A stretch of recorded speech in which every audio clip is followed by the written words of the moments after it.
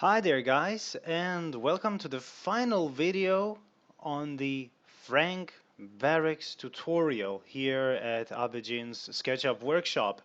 So let's get to it right away. So after you finish the render, congratulations, you should take a print screen of the barracks and save it as a PNG file. So now, and you put it on your desktop. So right there, let's just call it FB, Frank Barracks. So we create a folder of the same name and put Frank Barracks inside. Yeah, sounds like a name. Hi there, Frank. Anyway, the next thing that you need is SLX Studio, created by TVS. Really great guy, really wonderful piece of software. I use a bit of an older version. It just suits me best. So I'll put links to how you may acquire this piece of software, well, below the video. So let's get to it.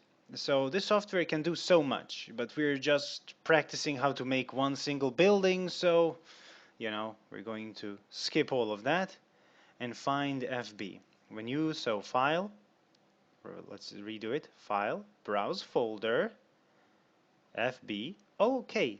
Then you click load. Remember, you need to have the PNG selected here, and boom, we got our image.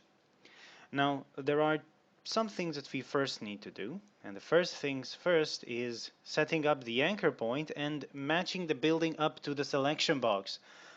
So, this is the moment of truth. Is the building too small or too big for its foot, its selection box? And it fits. Yeah. So the Frank Barracks fits in the shoes of the 3x3 selection box. That's a selection box for barracks. Universities take 4x4, as well as castles. Mills and houses are 2x2, and wonders are 5x5. Ooh. So, of course, I never really shy away from, thinking outside of the box. So neither shall you. Well, to the dismay of some people. Okay, now here comes the sad part. We're going to apply the color palette. This means that some of the shininess of your building is going to disappear. And just remember, sometimes faults in the color scheme that you have selected for your building will become visible only in this part of the process. So be ready for some backtracking and, darkening or lightening your texture. So apply and let's pray to the gods this is going to work. And boom, doesn't look half bad. So I'm quite satisfied with this. So for now, we're just going to lower SLX Studio. Thank you, Mr. Studio. So now we're going to edit this lovely picture. Now we can edit it in a million different pieces of software, GIMP, or I don't know, Photoshop. But this is a easy to do tutorial, so we're going to use good old Microsoft Paint. Yeah, Paint. Good job. So, Mr. Paint, please welcome. And we're now going to begin some light editing of the building. Here we need to plug up these little holes. There we go. And well, now comes the moment of truth. We have to use the purple background.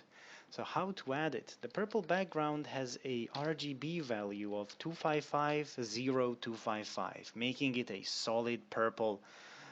Wonderful. So this is a color that rarely exists anywhere, so it's used for background recognition the most. So edit colors, add the values, accept it, click it, paste it, and now everywhere you want the background to be visible, you're going to add a bit of purple. So I want these windows to be a tad bit larger, so I'm just going to add extra purple here, so to make them a teeny tiny bit more pronounced. There we go. Now here we're just going to add a little vision slit. Oh, maybe a bit here to the side. You never know when we might need one. Maybe a bit shorter. So now we're going we have fixed this up. So we're going to add the purple color everywhere where we don't want, or where we want our background to be. So there we go. Purple color added. Huzzah. Now, of course, there's a little trick to it. So if you select a part of the image, right click on the color which bothers you and click transparent selection. Once you paste it, voila, the color you didn't like will disappear. So select transparent selection, you select the color you want to disappear, and there you go. So now we're going to turn off transparent selection, and we're just going to, somehow fit this in. And there we go. So all the troublesome clicking at little holes, well, disappears. Now we're going to switch over to the shadows. There's lots of them. So we need to talk a little bit about editing them. So black is the best for shadows. Fairly strong color, great contrast, you know the deal. So just add it where you think it's going to be the best. So again, it's up to your judgment, and don't worry, you can edit the lines you want, the way you want them to be like. Okay, so after fiddling a bit around with this, this sword is really, this sword really hasn't aged well within the render. Poor sword. We're going to address that issue in a second. So once we have completed the shadows. Okay, so this is a bit of a tedious. This is the most tedious part of the process. It's not really that creative. It's more like touching things up, finishing touches, which can be really exhausting after a couple of hours of work on a model. So don't let that get you down, because after this step, you'll be able to see what your building is going to look like in game. So let's talk a little bit about these shadows to the side. Now, original renders of my buildings and original Age of Empires buildings were actually larger than the shadow, were actually had a larger shadow than they have in game. And some buildings have a relatively larger shadow than they should have during the, for example, towers. Their shadows are really large compared to how large the towers are. So it's a bit of a, let's say, arbitrary thing. So we're just going to reuse this shadow, make it smaller, because shadows do paint over or do cast over buildings behind them. And you don't want your barrack shadow to, I don't know, cover up a whole archery range. So we should try to make the shadow cool, cool looking, fit in, but also small, petite. And as you can see, the lightning inside has affected this. So we're just going to arbitrarily create again our own shadow. Okay, so just paint, paint, paint here, here, here. And let's fill this in with some extra shadow. Okay. Now, I hope this makes sense. So you can choose, this is up to you, really. Now we are going back to the sword. For the sword, we're going to use this color, actually. And it doesn't make the cut. So let's try another, shinier color. There we go. Now, this one, we're gonna leave it dull. Actually, we're going to copy this color over to this, and this color over to this sword. Now they look quite shiny and they fit in. Okay, so as you can see, I have used my own 3D wines and everything for this. However, we can also use original Age of Empires graphics for our buildings. So let's paste some of them. So this is my favorite barrel, and I'm actually going to show you how to edit it. So I want the barrel to be full of yummy apples. Franks love apples, I think. Okay, and we're just gonna make it a barrel of apples. Okay, copy it inside this model and put it down here. Select purple, transparent selection, copy and paste it onto the barracks walls. Ta-da! So we did that with this one. And when we go back to duties, we're going to, well, I call this my duties selection. We're going to just put this here. I think it's, sometimes over decorating doesn't really do you any favors. So let's forget it and let's copy the dirt path. So this is the original Age of Empires dirt path. It's the dirtiest dirt path of them all. But if you use your barracks and put it over, you will actually get a very neat effect for your building. So that's great. And we have some extra dirt out here, which we are going to just nicely spread out. There we go. Now the barracks is some original Age of Empires elements. And I wouldn't shy away from one extra little thing, wines. Age of Empires wines are quite unique, so using them for your buildings is quite important. They're going to make your building blend in very, better than without them, trust me. So we're just going to put them here. This is, of course, just an example. So there we go. The wines have been implemented. The barracks editing has been finished. Okay, let's save it.